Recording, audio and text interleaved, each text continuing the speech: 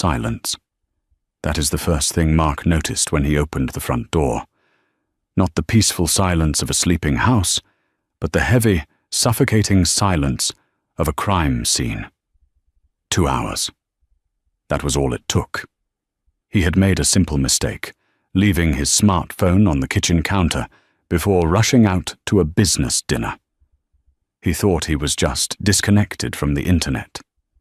He didn't realize he was being disconnected from his entire life. By the time he unlocked his phone, he had 6 missed calls, 1 voiceless message, and a wife who had vanished into thin air. But the texts found on his device? They didn't prove he was innocent. They proved he was a monster. This is the story of the Sterling disappearance. The rain in Seattle doesn't wash things away. It just makes the grime slicker. That was Mark Sterling's thought as he fumbled with the keys to his charcoal grey Mercedes E-Class. It was 6:45 p.m. on a Tuesday in November.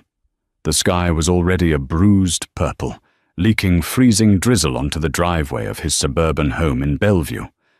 Mark was late. He was always late these days. As a senior architect for Vanguard Developments, the pressure of the new downtown high-rise project was crushing him.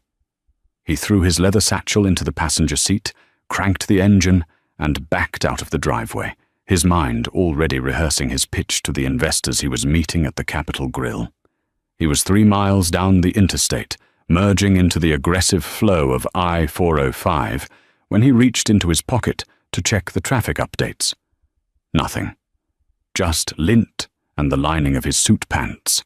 Panic, cold and sharp, spiked in his chest. He checked the cup holder. Empty. He checked the passenger seat. Just the bag. He glanced at the dashboard. No glowing screen. Damn it. He had left his iPhone 15 Pro Max on the marble island in the kitchen. He could picture it perfectly, sitting right next to the bowl of lemons Damien had bought yesterday, face up, charging cables snaking away from it. Mark slammed his hand against the steering wheel. He debated turning around. Damien would be home. She was in the living room reading when he left. She had barely looked up, just a murmured, "Drive safe," as he rushed out. If he went back now, he'd be 30 minutes late to the dinner. Greg, his managing partner, would be furious. The investors would walk. This deal was worth $4 million in commission alone. Forget it, Mark muttered to the empty car, his knuckles white on the wheel. It's 2 hours. I can survive 2 hours without a phone. It felt like phantom limb syndrome. Every time the car idled at a light, his hand twitched toward the empty space in the center console. He felt naked, exposed. But more than that, he felt a strange sense of foreboding. He tried to shake it off. It was just phone addiction, he told himself. Nothing more. He arrived at the restaurant at 7:10 p.m., 10 minutes late. Greg was already at the booth, nursing a scotch, looking annoyed. The investors, 2 men in bespoke suits named Arthur and David, were polite but chilly. "Technical difficulties?" Greg asked, eyeing Mark's flustered state. "Left the phone at home," Mark said, forcing a laugh as he slid into the booth. "Forced digital detox. My wife, Damien, is probably happy she doesn't have to hear it buzzing all night." The dinner went smoothly, but the anxiety never left Mark's gut. Without the clock on his phone, he found himself constantly checking his wristwatch. 7:45 p.m., 8:15 p.m., 8:40 p.m. He felt untethered. Usually he would have texted Damien by now. "Dinner going well. Order me a pizza," or "Love you. Be home soon." Instead, there was just silence. At 8:55 p.m., the check was paid. Hands were shaken. The deal was tentatively agreed upon. Mark exhaled, the tension finally leaving his shoulders. He walked Greg to the valet stand. "You look pale, Mark," Greg said, lighting a cigarette under the awning. "Everything okay at home?" "Yeah, fine, just tired. Damien's been distant lately. Probably just the winter blues. Go home. Hug your wife. Get some sleep. Mark nodded and got into his car. The drive back was faster. The rain had stopped, leaving the roads glistening black. As he pulled into his neighborhood, the quiet suburbia felt comforting. He turned onto Elm Street, then his driveway. The house was dark. That was the first thing that felt wrong. Damien never went to bed before 11 p.m. She was a night owl, usually up watching true crime documentaries or painting in the sunroom. But the windows were black voids. The porch light, which was on a timer, was the only illumination. Mark parked and grabbed his bag. He unlocked the front door. "Damien?" he called out. His voice echoed in the hallway. No answer. He flipped the light switch. The entryway was pristine. He walked into the kitchen. His phone was exactly where he had pictured it, on the marble island next to the lemons. It looked innocuous, a black slab of glass reflecting the recessed lighting. But something else was on the counter. A wine glass. Shattered. Red wine had spilled across the white marble, dripping onto the floor like a slow, jagged wound. It had dried, sticky and dark. "Damien!" Mark yelled, panic seizing his throat. He ran to the living room. Empty. The TV was off. He sprinted up the stairs, taking them 2 at a time. "Damien!" He burst into the master bedroom. The bed was made, perfectly smooth. Her vanity was clear. He ran to the closet. He ripped the doors open. Damien's clothes were there, her coats, her dresses. But as his eyes scanned the floor, he stopped. Her favorite pair of boots, the brown leather ones she wore everywhere, were gone. And the small, carry-on suitcase, usually stored on the top shelf, gone.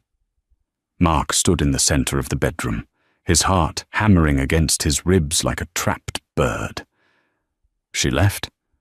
Barely 2 hours ago she was reading a book. He ran back downstairs to the kitchen. He grabbed his phone. He needed to call her. Maybe she went to her sister's. Maybe they had a fight he didn't remember. He tapped the screen to wake it up. Face ID locked. He swiped up and entered his passcode. The phone unlocked. His notifications were flooded. 14. Missed calls from wife. 3 missed calls from unknown number. 1 voicemail, and then he saw the text messages. He opened the message thread with Damien. His blood ran cold. There were messages sent from his phone to Damien. Today, 7:42 p.m. Mark, I know you found the account. Don't bother running. Today, 7:45 p.m. Damien. Mark, what are you talking about? I'm in the kitchen. Where are you? Today, 7:46 p.m. Mark, I'm watching you. If you leave the house, I'll kill you. Today, 7:50 p.m.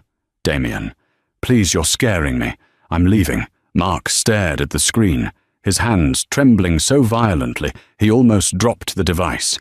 I didn't send these, he whispered to the empty room. I was at dinner. I didn't have my phone. He looked at the time stamp. 7:42 p.m. At 7:42 p.m., he was eating a ribeye steak at the Capitol Grill, surrounded by 3 witnesses. His phone was here, on this counter. Someone had been in the house. Someone had used his phone. And now, his wife was gone. Mark didn't call the police immediately. He did what any confused, terrified husband would do. He called Damien. It went straight to voicemail. Hi, this is Damien. Leave a message. Damien. Pick up. I don't know what's going on. I just got home. I didn't send those texts. Where are you? Call me back immediately. He hung up and dialed her sister Chloe. Hello? Chloe sounded groggy. It was nearly 10:15 p.m. Chloe, is Damien with you?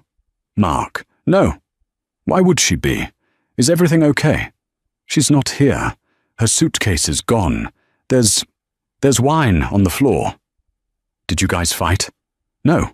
I went to dinner, came back, and she's gone. Chloe, there are texts on my phone, threats I didn't send. There was a pause. pause on the other end. Call the police, Mark. Now. 15. Missed calls from wife. 3 missed calls from unknown number. 1 voicemail, and then he saw the text messages. He opened the message thread with Damien. Today, 7:46 p.m. Mark, I know you found the account. Don't bother running. Today, 7:45 p.m. Damien. Mark, I am watching you. If you leave the house, I'll kill you. Today, 7:50 p.m. Damien. Please, you're scaring me. I'm leaving. Mark stared at the screen, his hands trembling so violently he almost dropped the device. I didn't send these, he whispered to the empty room. His phone was here, on this counter. Someone had been in the house. Someone had used his phone. And now, his wife was gone. Mark didn't call the police immediately. He did what any confused, terrified husband would do. He called Damien. 10:45 p.m. Blue and red lights strobed against the tasteful beige siding of the Sterling residence. 2 patrol cars and an unmarked detective's sedan blocked the driveway. Detective Harrison Miller was a man who looked like he had been carved out of granite and left out in the rain too long. He was in his 50s, wearing a cheap trench coat that smelled of stale coffee. He stood in the kitchen, looking at the spilled wine. "So," Miller said, turning to Mark. Mark was sitting at the dining table, his head in his hands. "Run it by me again. You left at 6:45 p.m. "Yes," Mark said, his voice hoarse. "I left my phone here, on the island." "And you went to the Capitol Grill in Seattle?" "Yes. I met Greg Alston, Arthur Vance, and David Moore. We were there until almost 9 p.m. Miller nodded, jotting notes in a small spiral notebook.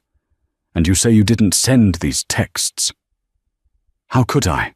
Mark pleaded, standing up. "I didn't have the phone. You can check the restaurant's security cameras. You can ask the waiter. I was there." Miller walked over to the counter where the phone lay, now bagged in an evidence lock bag. "Mr. Sterling, do you have a passcode on this device?" "Yes. A 6-digit PIN. Who else knows it?" "Just me." "Maybe Damien." "Anyone else? An assistant? A girlfriend?" Miller's eyes were sharp, probing. "No, there is no girlfriend. I love my wife." Miller signaled to a uniformed officer to begin photographing the scene. "Here's the problem, Mark. These texts were sent at 7:42 p.m. The phone was unlocked manually. If you were at dinner, then someone else unlocked your phone. Who has your face or your thumbprint?" "Face ID," Mark said. "It uses Face ID." "So," Miller said, leaning in close, "either someone who looks exactly like you unlocked this phone, or you came back, sent the texts, killed your wife, disposed of the body, and went back to dinner." "I was at the dinner the whole time," Mark shouted. "We'll verify that," Miller said calmly.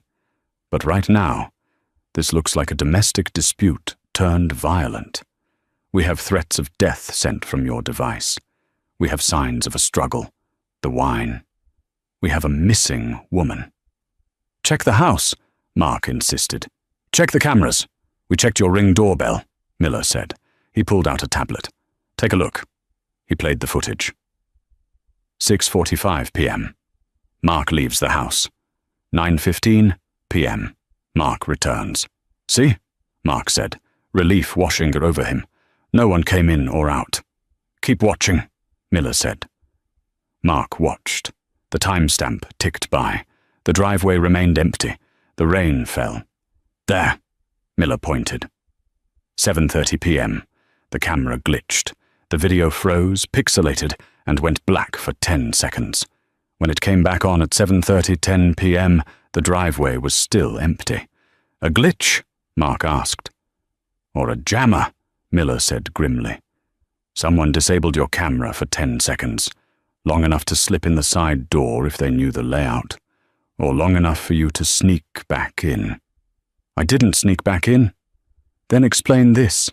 Miller swiped on the tablet to a different image. It was a still frame from a traffic cam on the I-405, taken at 7:15 p.m. It showed Mark's grey Mercedes. But Mark wasn't driving. The driver was wearing a hooded sweatshirt, face obscured by a baseball cap. But on the wrist, resting clearly on the steering wheel, was a distinctive watch, a gold Rolex Daytona with a green dial.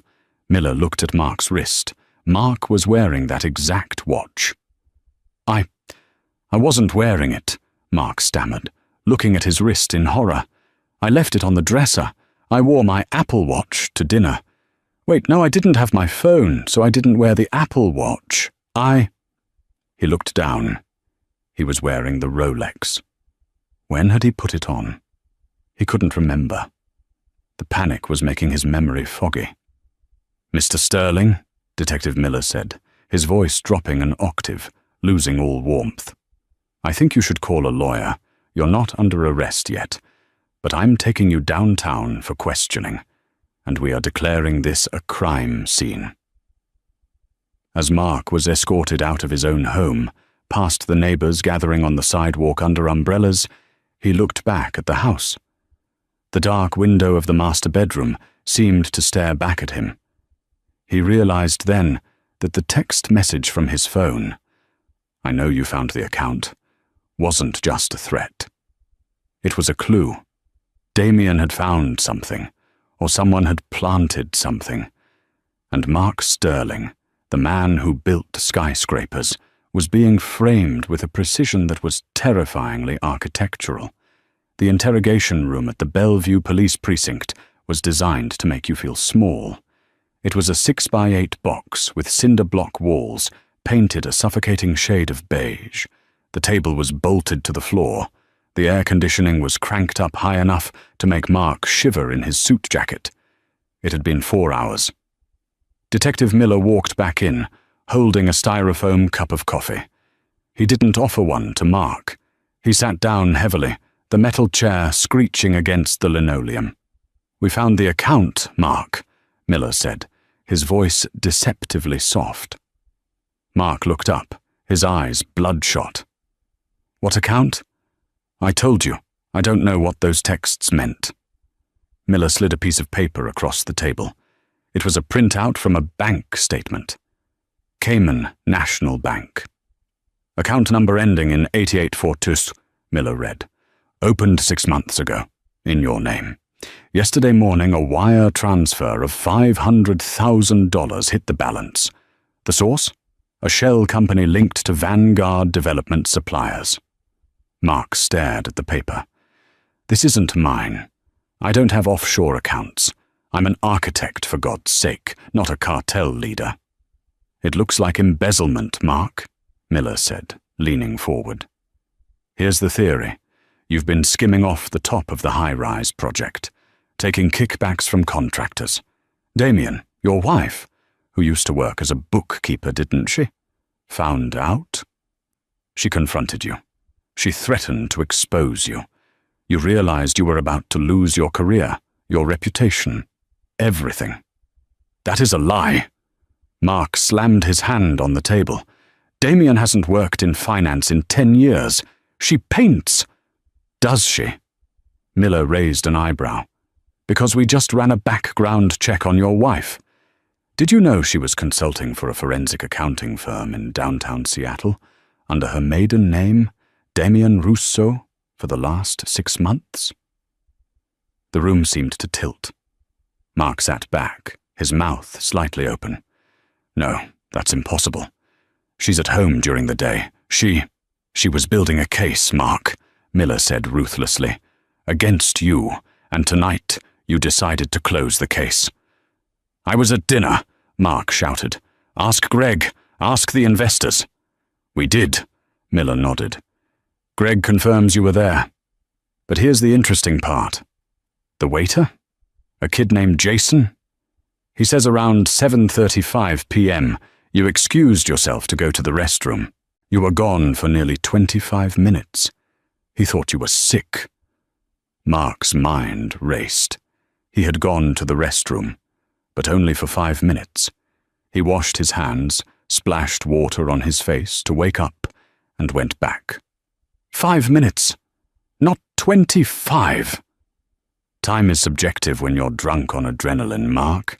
25 minutes is enough time to slip out the back, meet an accomplice, or maybe drive home if you drive fast enough. But we know you didn't drive home. The traffic cam shows your car was already on the road. This makes no sense. Mark felt like he was drowning in a sea of fabricated evidence. If my car was on the road at 7:15 and I was at the restaurant until 7:35, then I wasn't driving the car. You're proving my innocence, Miller smiled, a cold, predatory grimace. Or, you hired someone. You handed off your car keys and your Rolex to a fixer. They went to the house to silence Damien, using your phone to stage the texts, while you established an alibi at the steakhouse. It's the strangers on a train scenario, but sloppy.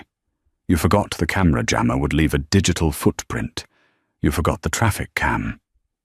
"I want a lawyer," Mark said, his voice trembling. "Smartest thing you've said all night." 30 minutes later, Sarah Jenkins walked in. She was Mark's corporate attorney, a woman who wore sharpness like a weapon. She had short blonde hair and a suit that cost more than Miller's car. "Detective," she said, not sitting down. "Unless you have a body or DNA evidence linking my client to a violent act, you are holding him on speculation. The car photo is inconclusive. The driver's face is covered. The text messages are circumstantial and could be spoofed or sent by an intruder. The bank account could be identity theft. My client is leaving." Miller chewed on the inside of his cheek. He knew she was right. He had a pile of coincidences, but no smoking gun. "He doesn't leave town," Miller warned. "Passports surrendered." "Done," Sarah said. She grabbed Mark's arm. "Let's go." As they walked out of the precinct into the cold night air, Mark felt like a ghost. "Sarah," he whispered, "I didn't do it, but someone is trying very hard to make it look like I did." "I know," Sarah said, unlocking her BMW. "But Mark, you need to be honest with me. The forensic accounting thing. Did you really not know Damien was working again?" "I swear, I thought she was painting watercolors."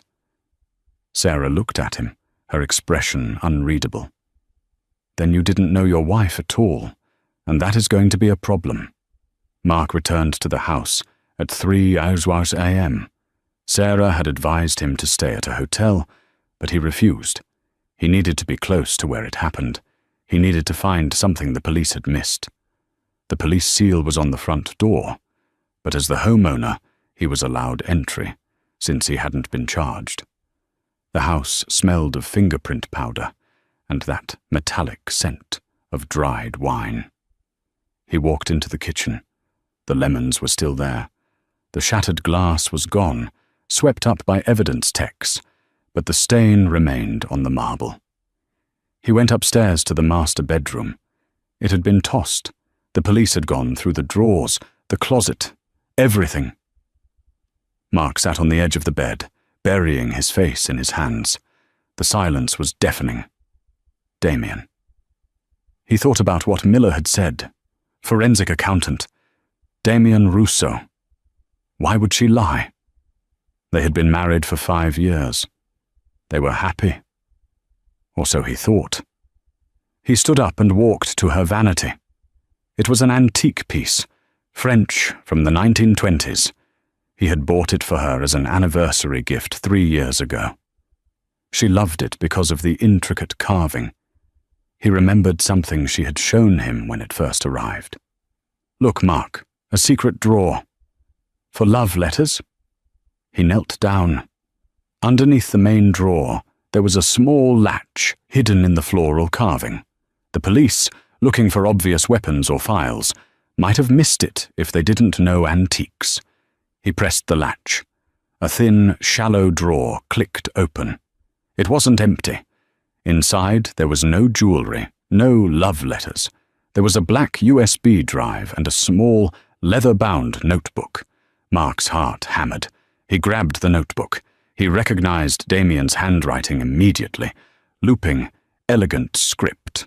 But the content was jagged and rushed. October 4th. Confirmed. The discrepancy in the concrete supply costs is artificial. Someone is padding the invoices by 20%. October 12th.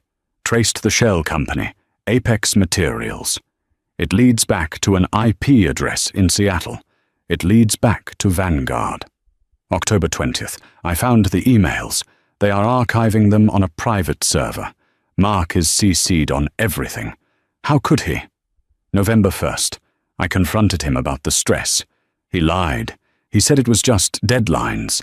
He looked me in the eye and lied. He's one of them.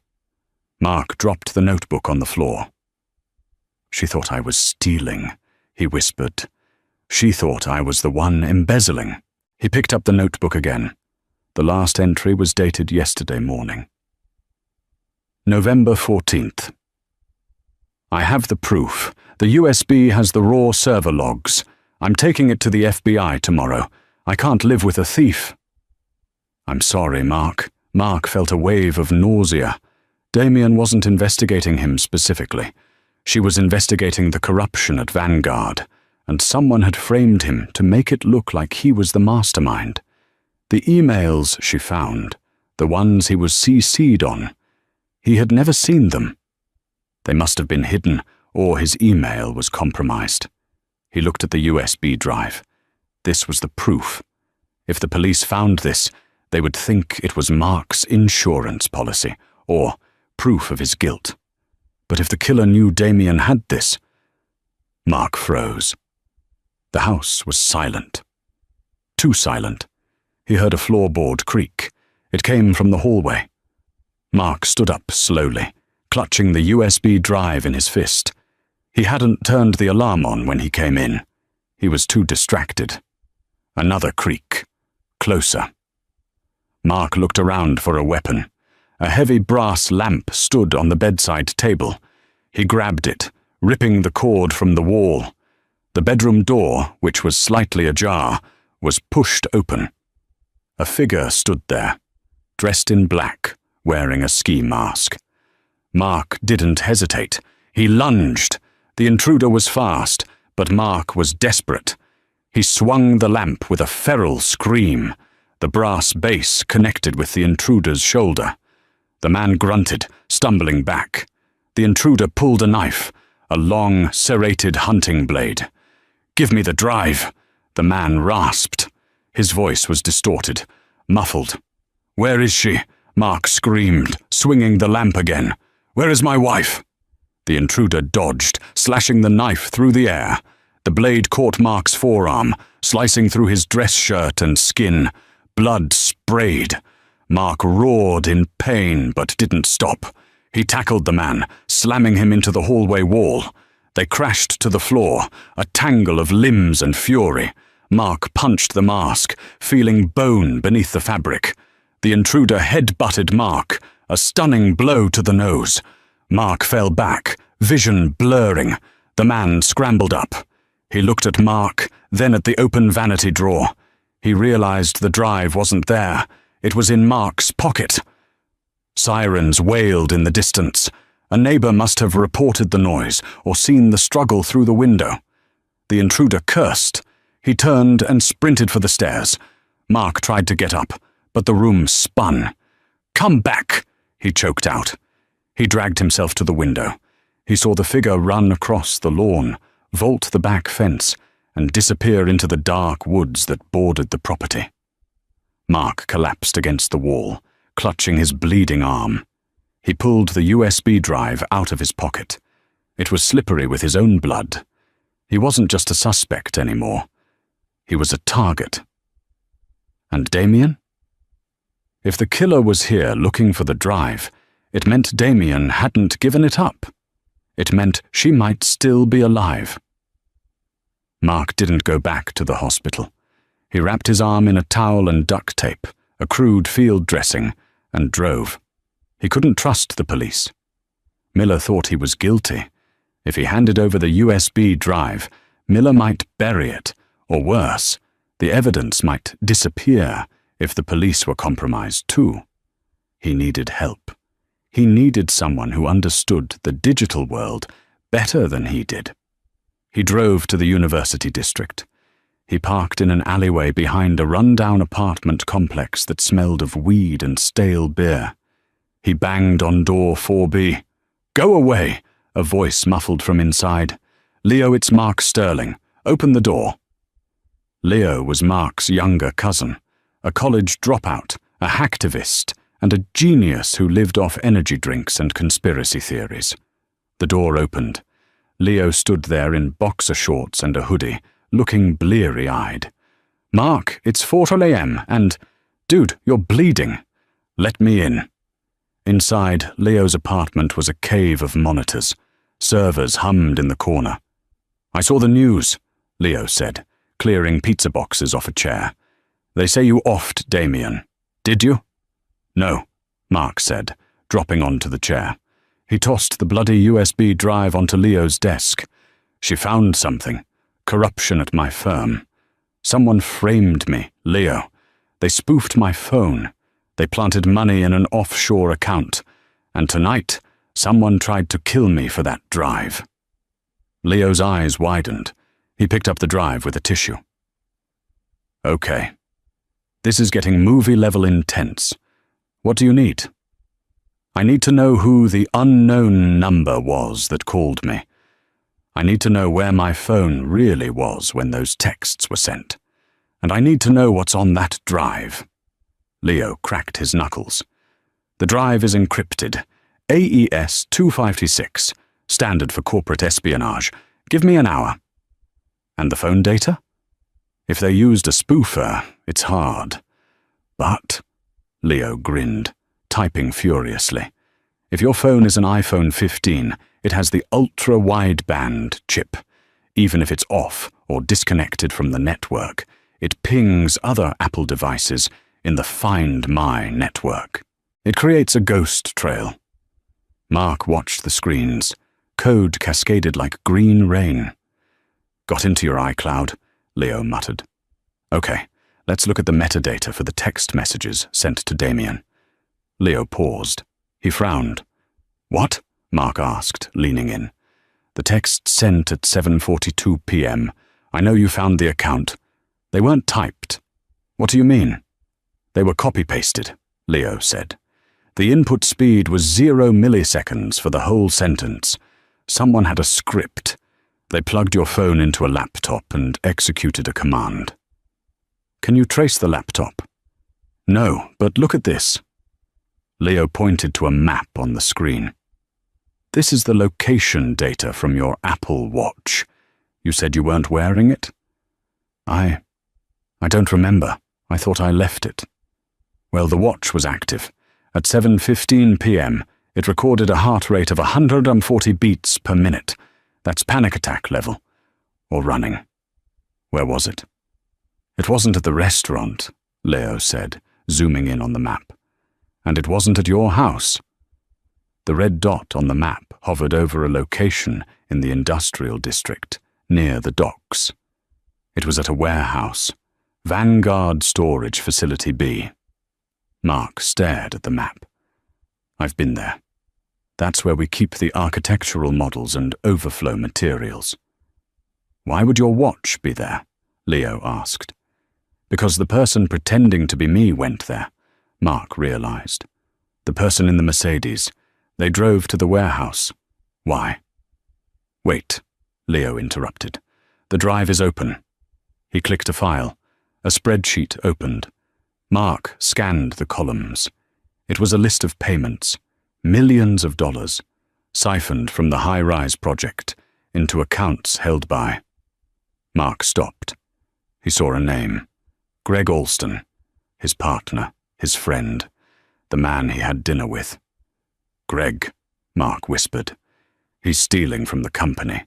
He's the one padding the invoices. And look who authorized the payments, Leo pointed.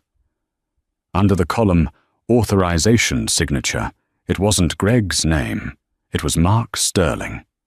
He forged my signature, Mark said, the realization hitting him like a physical blow.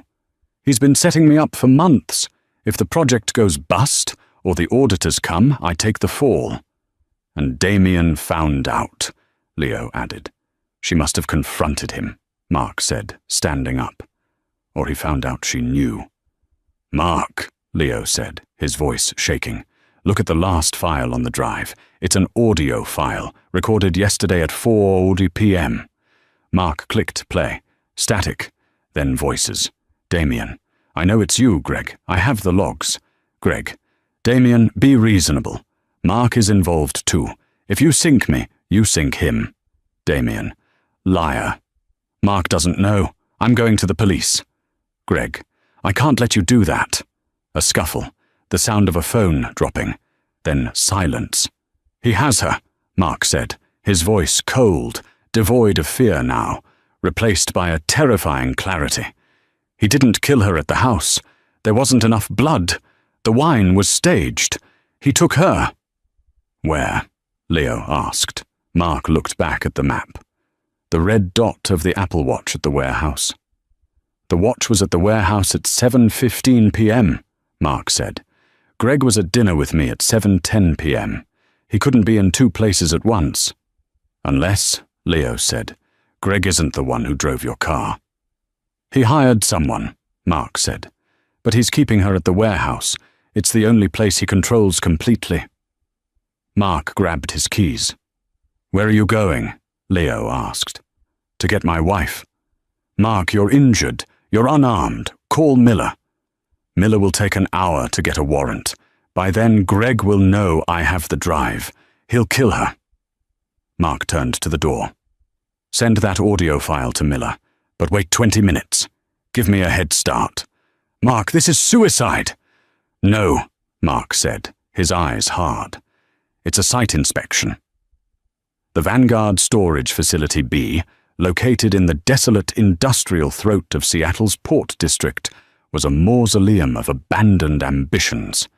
It was a sprawling, corrugated steel structure where the company stored surplus materials, heavy machinery, and the large-scale architectural models of buildings that were never built. Mark killed the headlights of his rental car a block away. The rain had returned with a vengeance, hammering the roof like handfuls of gravel. His arm throbbed with a dull, sickening rhythm, the duct tape binding, soaking through with fresh blood. He popped 2 ibuprofen dry, a futile gesture against the pain, and stepped out into the deluge. He knew this building. He had designed the renovation for it 3 years ago. He knew that the main loading bay doors were alarmed, and the front entrance was monitored by cameras that fed directly to the security firm Greg had hired, a firm Greg controlled. But Mark also knew about the drainage retrofit on the north side. There was a maintenance hatch behind the generator unit that led into the sub-basement ventilation system. It wasn't on the official blueprints. Mark had left it accessible for the HVAC crews during the summer overhauls. He squeezed behind the humming generator, the smell of diesel fumes choking him. He found the hatch, rusted but unsecured. With a grunt of effort that sent white-hot lances of pain up his arm, he pried it open and dropped into the darkness. He crawled through the crawl space, the metal cold against his knees. He emerged into the main warehouse floor, behind a towering stack of plywood pallets. The space was cavernous, lit only by high-intensity floodlights hanging from the rafters, casting long, skeletal shadows. The sound of the rain on the metal roof was deafening, a constant roar that masked his footsteps. In the center of the vast concrete floor, Mark saw it, his charcoal-gray Mercedes. It was parked next to a black SUV. The hood of the Mercedes was cold, but the SUV's engine was ticking, cooling down, and there were voices. Mark moved closer, weaving through the aisles of industrial shelving. He hid behind a massive 10-foot-tall scale model of a stadium Vanguard had pitched in 2022. He peered through the miniature seating rows. 3 men stood in the clearing. One was the intruder from the house, Silas. Mark recognized the build, the way he held himself like a coiled spring. He wasn't wearing a mask now. He had a brutal, scarred face and a shaved head. The second man was a stranger, holding a tablet. The third man was Greg Alston. Greg looked out of place in his tailored Italian suit, the hem of his trousers wet from the puddle he was standing near. He looked frantic, pacing back and forth, running a hand through his silver hair. "You said it was clean, Silas." Greg's voice carried over the rain, shrill with panic. "You said he didn't see you." "He saw me," Silas grunted, his voice like gravel. "He fought back. The architect has teeth, but I got out. He doesn't know who I am." "He has the drive," Greg screamed, kicking the tire of the Mercedes. "Do you understand what is on that drive? My life! My freedom!" "He doesn't have the password," Silas said calmly, "and he's bleeding. He won't go to the cops, not yet. He thinks they're looking for him." "We need to finish this tonight," Greg hissed. "Where is she?" Silas jerked his thumb toward a small, prefabricated office module in the corner of the warehouse. "Inside, she's quiet." Mark's heart stopped. "She's alive." He scanned the area. He needed a weapon. He needed a distraction. He was an architect. He solved structural problems. This was just a problem of leverage and force. He looked up. Directly above the group of men, suspended by heavy chains from the gantry crane, was a pallet of steel I-beams. The chain hoist control box hung from a cable near a support pillar, 10 feet to Mark's left. If he could reach that control box, he could drop the load. Not on them, he wasn't a murderer, but near them. Enough to create chaos. Mark took a breath. He moved. He made it to the pillar. He reached for the yellow control box. "Hey!" The shout came from the man with the tablet. He had turned, spotting Mark in the shadows. "It's him!" the man yelled. Silas spun around, drawing a gun from his waistband, a suppressed pistol. Mark didn't hesitate. He slammed his fist onto the down button on the hoist control. Above them, the chain motor whirred to life. The pallet of steel beams groaned and descended rapidly. But it was too slow. Silas fired. Pfft! A bullet sparked off the concrete pillar, inches from Mark's face. Concrete dust blinded him. Mark abandoned the control and ran. He sprinted into the maze of shelving units. "Kill him!" Greg screamed. "Don't let him leave!" Mark ran down aisle 4, his breath tearing at his throat. He heard heavy boots pounding behind him. Silas was fast. Mark turned a corner and collided with a stack of PVC piping. He scrambled over it. He needed to get to the office module. He needed to get to Damien. He saw the office ahead, a glass-walled box in the middle of the floor. He could see a figure tied to a chair inside. He broke into a sprint across the open floor. Puffed! Puffed! 2 more shots. One tugged at his jacket sleeve. Mark dove, sliding across the slick concrete, crashing into the door of the office module. He scrambled up and burst inside. Damien was there. Her eyes were wide with terror, duct tape over her mouth, her hands zip-tied behind the chair. She had a bruise on her cheek. "Mark!" She tried to scream against the tape. He ripped the tape off her mouth. "I've got you! I've got you! Behind you!" she screamed. Mark spun around. Silas was in the doorway. He didn't raise the gun. He smiled, holstering it. He pulled a knife, the same serrated blade from the bedroom. "No more noise," Silas whispered. "Boss wants it quiet." Mark backed up, putting himself between Silas and Damien. He was cornered. He was injured. He was an office worker facing a killer, but his hand brushed against something on the desk behind him. A heavy metal staple gun. A contractor-grade pneumatic stapler that had been left there during the retrofit. Silas lunged. Mark didn't swing. He raised the stapler and pulled the trigger. Thwack!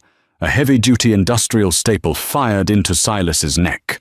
Silas gasped, his hand flying to his throat. He stumbled back, shock registering in his eyes. Mark didn't stop. He kicked Silas in the knee, hearing a satisfying crunch. Silas went down. Mark brought the heavy base of the stapler down on the man's wrist, knocking the knife away. "Get up!" Mark yelled to Damien.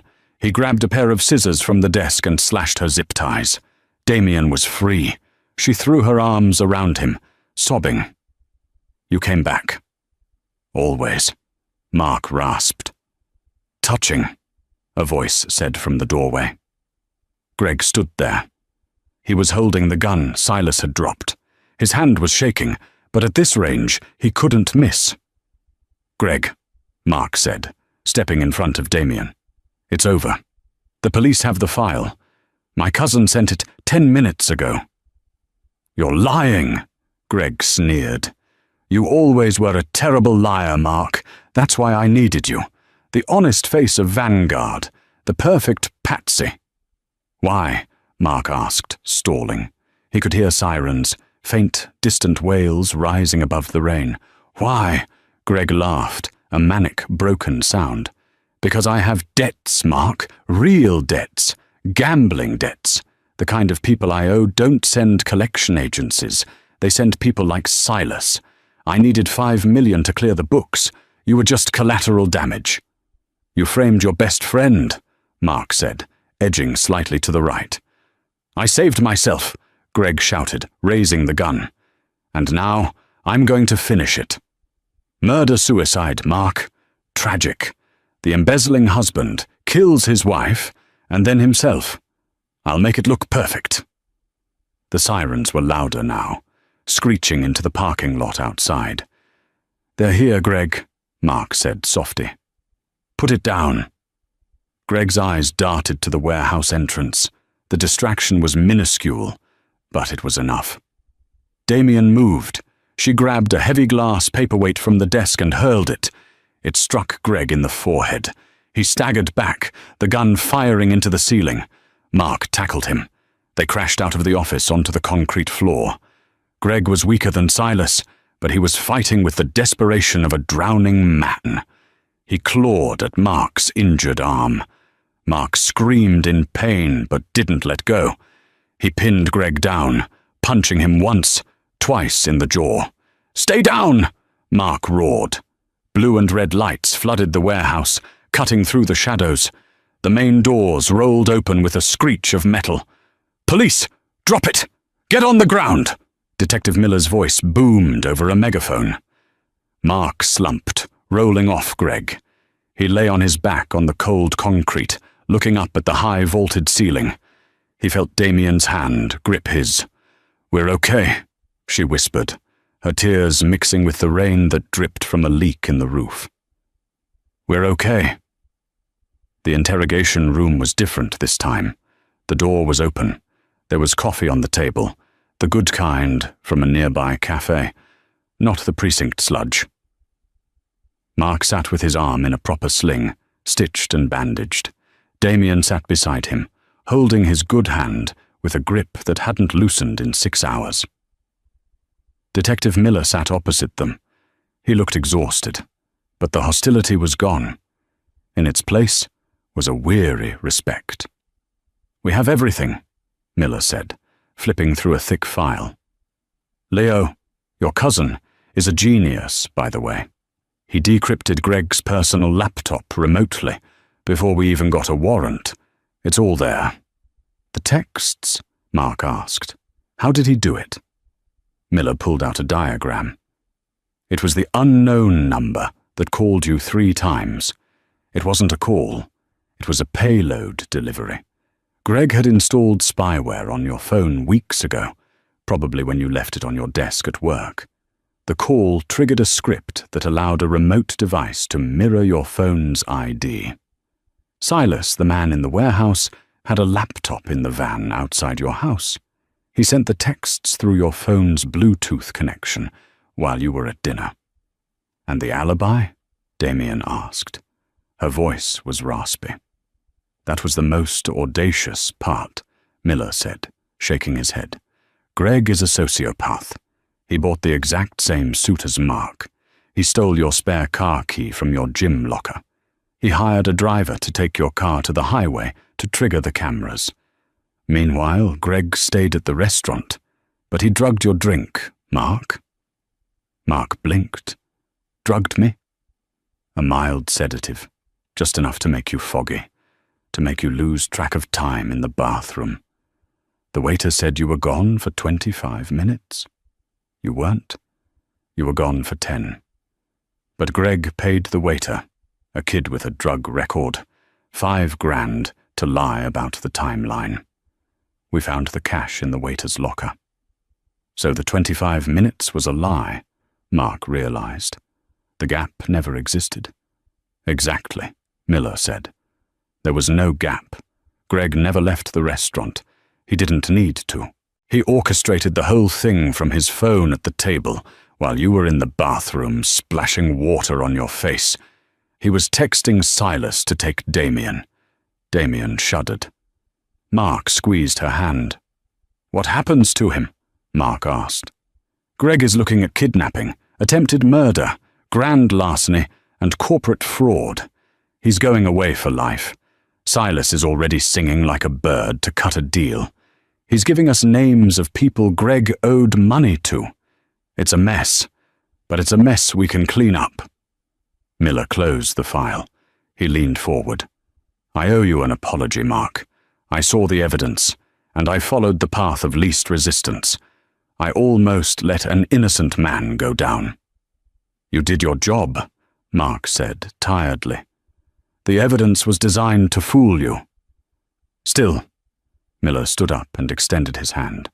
"You fought for her. That's what matters. You're free to go." 2 weeks later. The house in Bellevue was sold. Neither Mark nor Damien could sleep there again. The memory of the wine on the floor, the intruder in the closet, the silence. It was too loud. They rented a small cabin on the coast, overlooking the grey, churning Pacific Ocean. It was quiet here. Real quiet.